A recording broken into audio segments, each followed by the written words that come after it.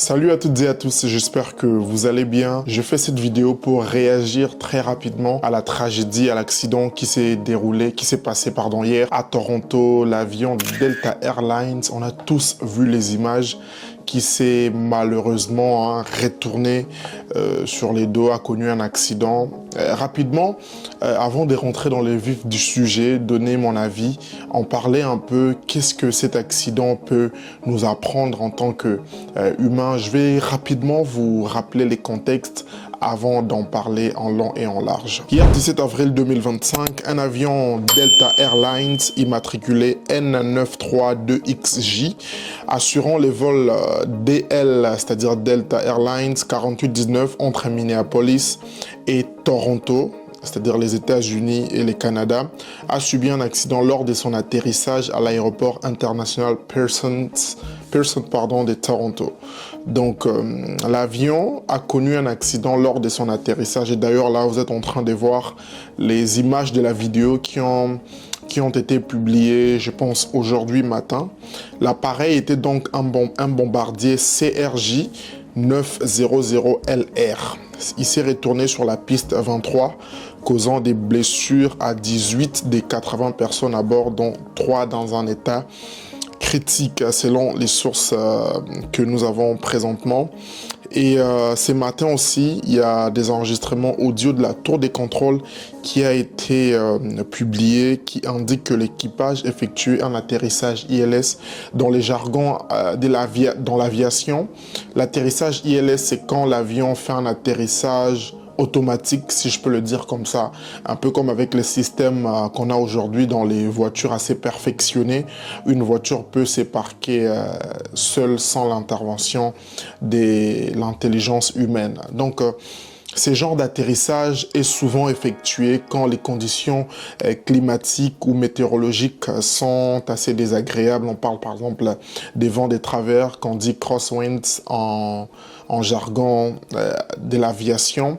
On parle aussi par exemple quand il pleut beaucoup, quand il y a la neige par exemple, quand il y a des vents qui soufflent très fort. Et d'ailleurs, c'est aussi l'une des raisons pour l'instant, on est en train de supposer que ça peut être parmi les raisons qui ont fait en sorte que l'avion puisse se retourner de la sorte lors de son atterrissage. Là, vous voyez toujours les images. Donc, je disais, c'était un atterrissage ILS. Donc, les pilotes étaient là, ils avaient déjà rentré les coordonnées. L'avion allait atterrir seul jusqu'à ce qu'ils reprennent les commandes quand l'avion allait toucher les sols. En raison des conditions météorologiques difficiles marquées par des chutes de neige et des vents soufflant en rafale à plus de 50 km par heure, des vents de travers, comme je dis crosswind, ont également été signalés, rendant l'approche un peu plus complexe. Pour l'instant, les boîtes noires doivent être retrouvées et les enquêtes vont commencer. Pour l'instant, c'est vraiment des suppositions, des experts en aviation qui essayent d'avancer des arguments par rapport aux éléments que nous avons, par rapport aussi à ce qu'on a pu comprendre des enregistrements effectués lors de la communication des pilotes avec la tour des contrôles. Qui comprendre de cette situation en tant que humain, en tant que personne, déjà, ce qu'il faut savoir, c'est que la vie est très brève. On vient encore d'en avoir l'exemple concret. Dieu merci, il n'y a pas eu de fatalités, il n'y a pas eu de morts, mais on comprend tout simplement que la vie en soi, les présents, le fait de respirer, de vivre est une grâce. Et ça, vraiment, beaucoup de gens, malheureusement, aujourd'hui, ne comprennent plus cet aspect des choses. On essaie un peu de prendre les choses pour acquis. Je vis, je respire, ça va. On s'inquiète pour des petites choses, mais je n'imagine pas ce que les personnes qui étaient dans cet avion ont vécu. Je ne sais pas d'où ils venaient, ce qu'ils étaient en train de faire. Ils sont montés dans cet avion confiants, comme un vol de routine. Déjà, vous le savez, l'avion, c'est l'un des moyens de transport les plus sûrs au monde. Il y a très peu d'accidents en avion aujourd'hui avec la technologie, avec tout ce qui existe, la sécurité, la sûreté et tout. Et pour eux, c'était un vol tranquille qu'ils allaient atterrir. Ils avaient sûrement aussi leur programme, que quand ils allaient atterrir, ils devaient aller reprendre leurs activités à Toronto tranquillement. Mais là, s'est produit quelque chose que personne n'avait prévu. Et c'est ça aussi la vie des fois. Ce qui nous arrive des choses que parfois on n'imagine pas. Là, ils sont arrivés, ils ont atterri, tout était correct, mais dans les dernières secondes, il s'est passé cet atterrissage, l'avion s'est retourné et Dieu merci, ils sont sortis sains et saufs. Et ces personnes-là ont vu en tout cas leur vie défiler. À quoi ils ont pensé? Est-ce qu'ils ont eu en ce moment-là envie, par exemple, de reparler avec leurs proches, d'avoir peut-être quelques secondes pour appeler une personne qui leur est chère quand même pour leur dire qu'ils les aiment?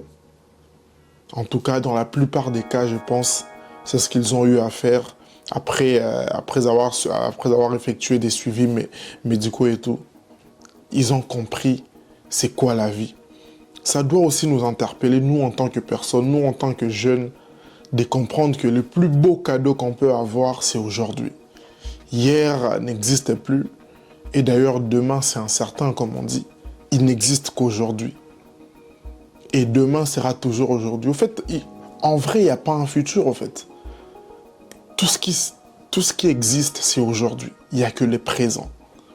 Comment on se comporte au présent? Est-ce qu'on est ce genre de personnes qui se plaignent pour tout et rien? Est-ce qu'on est ce genre de personnes qui, pour nous, rien ne suffit toujours? On veut toujours plus. Malheureusement, c'est la société dans laquelle on vit aujourd'hui. Hier, tu avais besoin d'un iPhone 11. L'iPhone 12 sort, tu en as encore besoin. 13, 14, jusqu'où l'humain peut se satisfaire. D'où l'expression « l'homme est un éternel insatisfait ». Mais aujourd'hui, j'aimerais quand même nous apprendre à tous d'être reconnaissants dans cette vie. Vivre pleinement, ça on le dit toujours, mais c'est vrai, ce n'est toujours pas facile. On a nos combats, on a des choses qu'on traverse, parfois très difficiles. La vie n'a pas toujours été juste. Il y a certains qui naissent avec 200 millions, 1 milliard en compte en banque. Il y a d'autres qui naissent avec rien, qui doivent se battre toute leur vie et peut-être même à la fin échouer aussi. La vie n'a jamais été juste. Mais une chose est certaine, est que quand c'est votre vie, c'est la vôtre. Les plus beaux cadeaux, c'est maintenant. Quel choix on fait dans ces présents? Quelle attitude on a face à cette vie? Vous rencontrerez des personnes qui sont peut-être toujours joyeuses, et vous leur poserez la question, pourquoi vous êtes toujours joyeuse? Ils vous diront, j'ai choisi d'être heureux, j'ai choisi d'être comme ça. Aujourd'hui, c'est quel choix qu'on fait? Si on était dans cet avion, par exemple, quel comportement allons-nous adopter, sachant qu'on vient de vivre quelque chose de terrible, mais que Dieu nous a fait grâce, peu importe vos croyances, Dieu vous a fait grâce et vous êtes sortis de là sains et saufs. Que chacun de nous se pose cette question. C'était la petite réflexion que j'avais pour vous aujourd'hui et j'espère que elle vous a plu. N'hésitez pas à vous abonner, à partager cette vidéo, à laisser en commentaire qu'est-ce que vous avez pensé d'elle et surtout me suggérer aussi des sujets, des vidéos qu'on va aborder de temps en temps sur cette chaîne. C'était Andy.